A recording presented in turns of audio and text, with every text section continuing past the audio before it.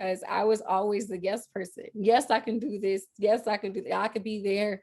Yes, I'm tired, but let me just throw in my outfit and let me just show up for you because I want you to show up for me.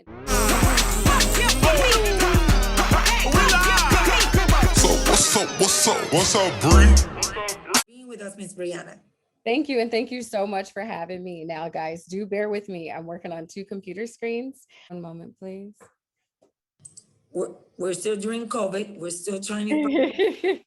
Okay. Like she said, guys, my name is Bre-Anna White, or some people call me Bre Symone. And today I'm talking about spirituality and emotional intelligence. I just wanted to let you know that I'm going to touch on these topics just on the surface level, so nothing that's going to be too deep. But I do want to start by saying that your participation is welcomed for this. So it's going to be a fun little exercise that I'm going to have you do. With this, one of my favorite things that I do with my friends is my version of breath work. So I'm going to have you guys breathe in for a 5-second count, hold it for a 5-second count, and then release. Now, when you release, you can either say something, you're releasing something that has been either stressing you, or you're going to be releasing something that you just want to kind of let go of. And so with that being said, let's go ahead and get started. So breathe in for a 5 count. 1, 2, 3, 4, 5. Hold. 5, 4, 3, 2, 1, and release. So I hope that makes you feel a little bit better. I know it's been a long week. I just wanted to get that exercise out the way so that we can clear our hearts, our minds, and our heads for what we're about to receive. I know we have some awesome speakers in the lineup for today. What's in it for me? And I kind of made the font a little funky on here because I want you to concentrate on what's actually really going on and concentrating on, yourself and have moments to reflect. With that being said, definitely make sure that you grab a pen and a piece of paper so that you can write down your intentions that you have for this workshop. So I'll give you a second to grab that.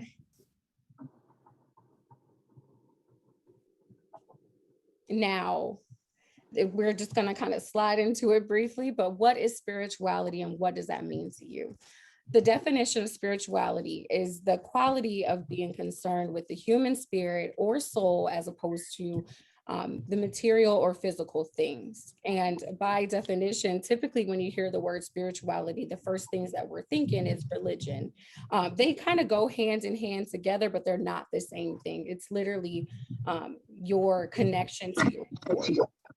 My force happens to be God, Jesus, and all of them, but it may look different for you guys as well. So just to go ahead and give honor. And then the next thing we're going to talk about is emotional intelligence and what that means to you. So with emotional intelligence, it's the capacity to be aware of control and express one's emotions and to handle your interpersonal relationships judiciously and empathetically. So when you think about emotional intelligence, the best way that I can put it is, what about this person or this situation is making me react in this sort of way? So when things in life happen, it's your reaction to them and you're noticing the feelings or the change of your mood set, your energy, just kind of being aware of what your emotions look like and vice versa. Now, when it comes to this next slide, I'm talking about self-care or distractions. So we have the great Solange. I don't know if you guys are familiar with this song, but it's definitely called Cranes in the Sky. And I'm going to play it and then we're going to kind of talk about it a little bit more after I play a little bit of it. And let me know if you guys can hear it by giving me a thumbs up.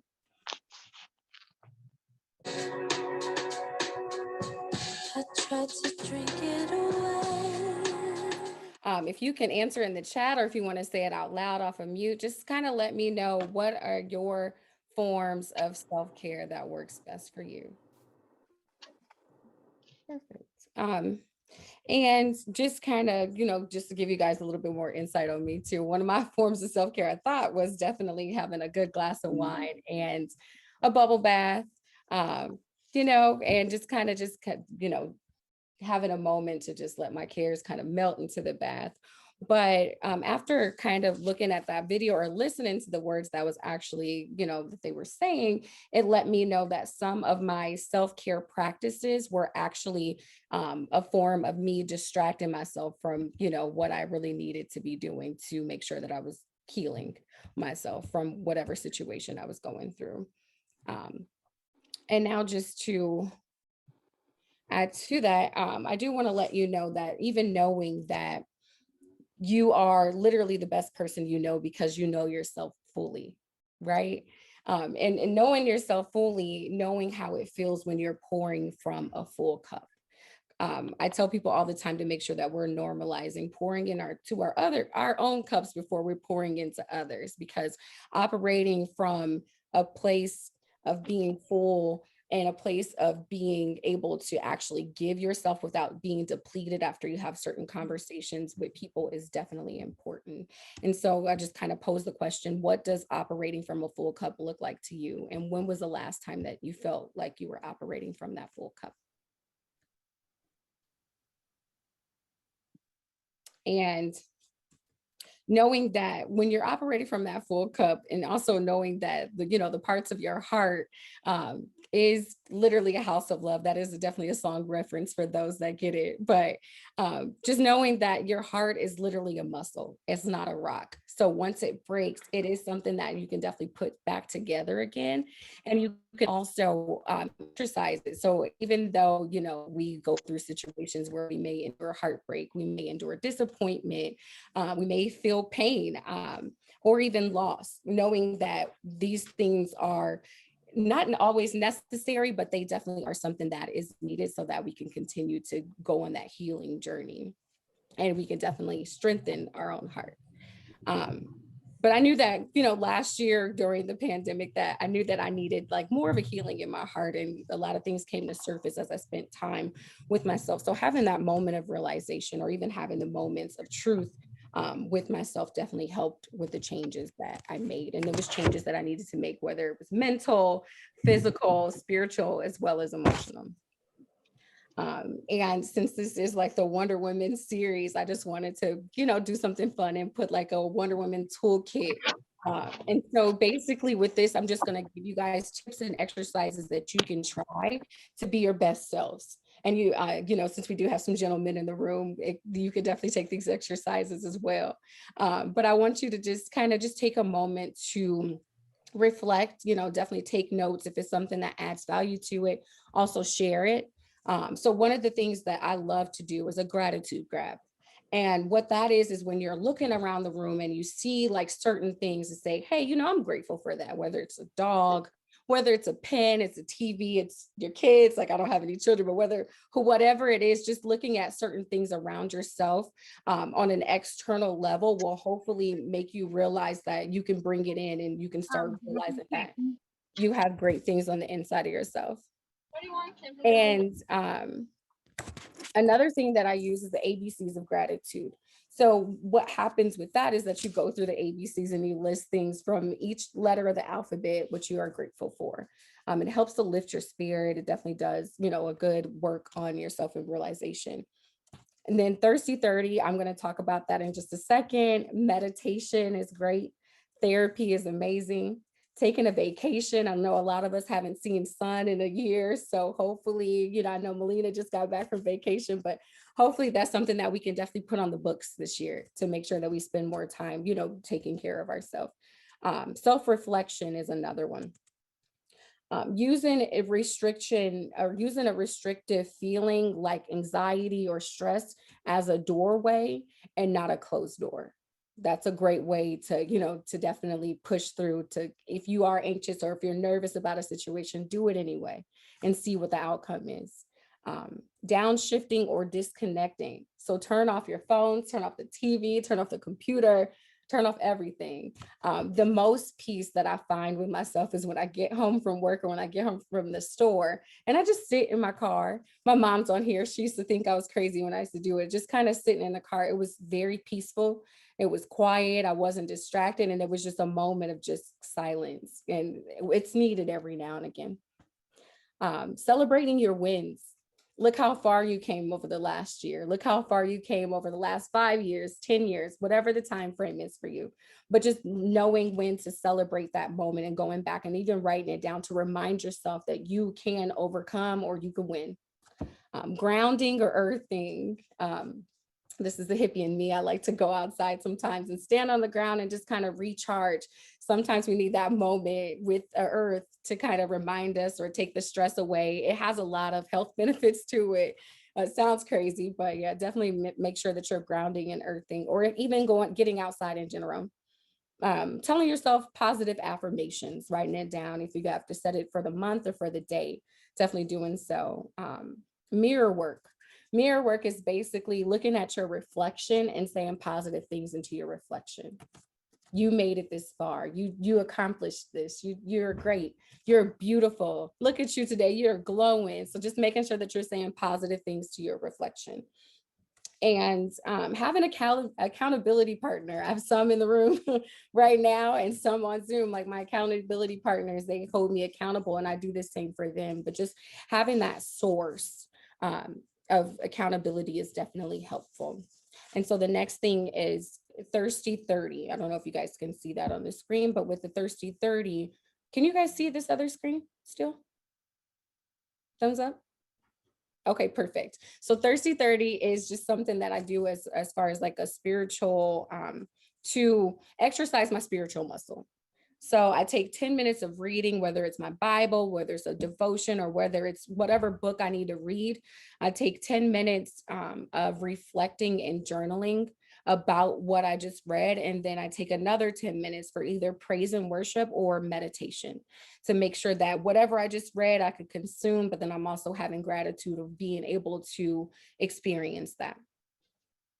And I got that thirsty 30 actually from Michael Todd on YouTube. So if you guys have a moment to check him out, he's pretty great. And even having a safe space. When I say safe space, like find a safe space, whether it's with your friends, whether it's in your house, or wherever your safe space is, to just be you. Have your healing, to have a vulnerable moment, honest, transparent, but knowing to do that in a very safe space and not just with everybody is very important, because you want to make sure that the people that you're sharing things with have good intentions. So, those people that have good intentions with you or for you should also help to promote your healing journey. But knowing that even with that, the healing is never an endpoint, it's a continuous journey. So hopefully I gave you guys some great tools to put in your toolbox so that you can go on your journey. And I'm sure we're going to hear from a lot of amazing speakers, but happy International Women's Month. And these are ways that you can connect with me. You can connect with me on Facebook, LinkedIn, and also Instagram. But I just want to also thank you guys for your time and thank you for being here today. This is amazing. Does anyone have any? I can't see anything. Let me see. Unmute yourselves. I have a question for you. Okay. You talked a little bit about like knowing, self-care versus distraction, but like what was it in your life that helped you to realize that, okay, maybe this isn't actually good for me any longer. Maybe this is actually, pulling me away from who I want to be. So for me, when certain things became a distraction, and I don't know if you were in here when I played this song, but she was saying she tried to busy herself a lot. She tried to drink a lot.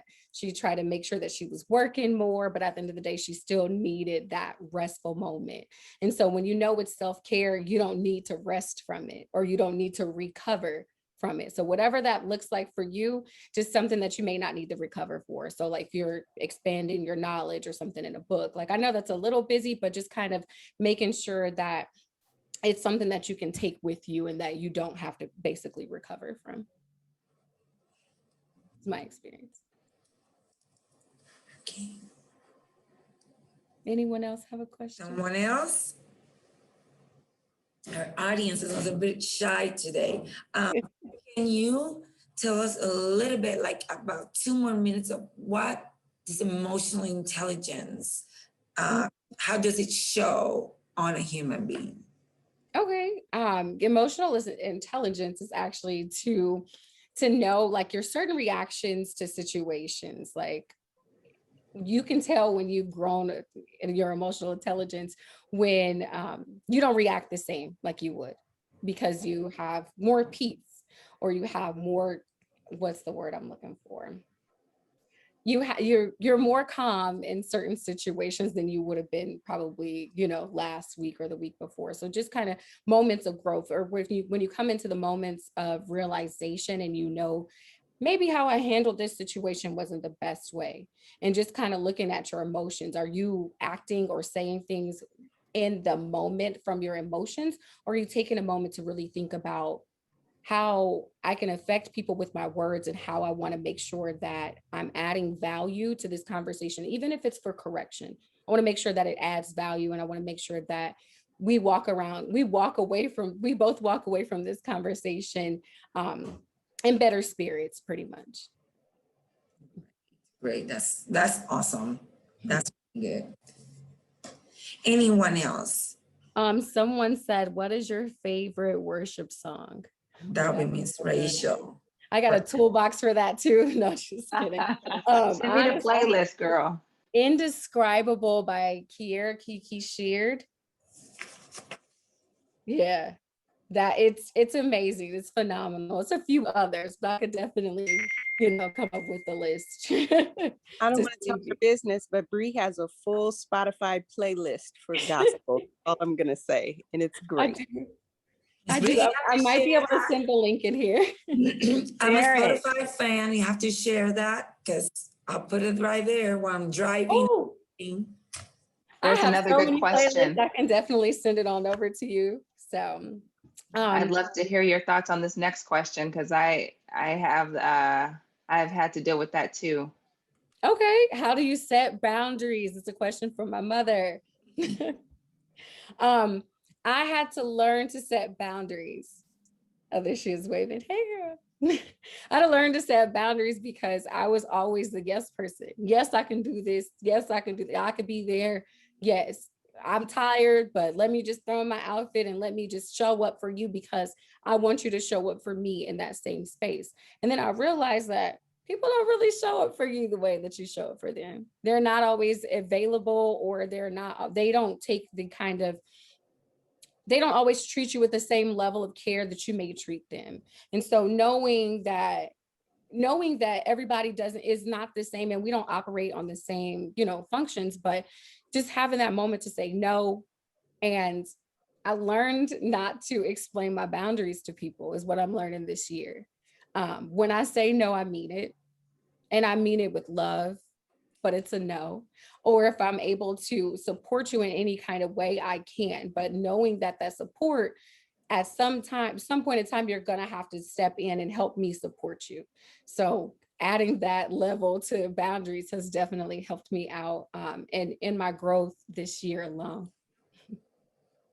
Any more questions? Those are some good questions, guys. Okay, so I have a question, and this question I'm going to ask to all the speakers, okay? Okay.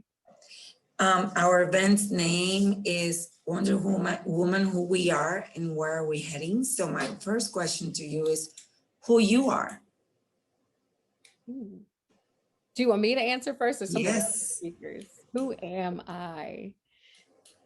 That's a great question, because usually when people ask you who you are, you mention the relationships that you have with everyone around you, and not exactly who you are. I am a young woman. I have room for growth. I'm not perfect, but I'm arriving, if that makes any sense. If I can just say who I am. Now, where am I going? Far. But I'm going far, but I'm also bringing my team with me. So if that, hopefully that gives anybody encouragement, but I want to make sure that the person that I am, I don't want people to have to recreate wheels behind me. I want to bring people along, because a good leader is someone that can show other people how to lead when they're not in the room. So. Right. Yes, yes. Any other questions for Miss Bre-Anna? Okay, we got a lot of my family in here. Hi, family. Thank you so much, Bre-Anna. I really enjoyed what you talked about. It's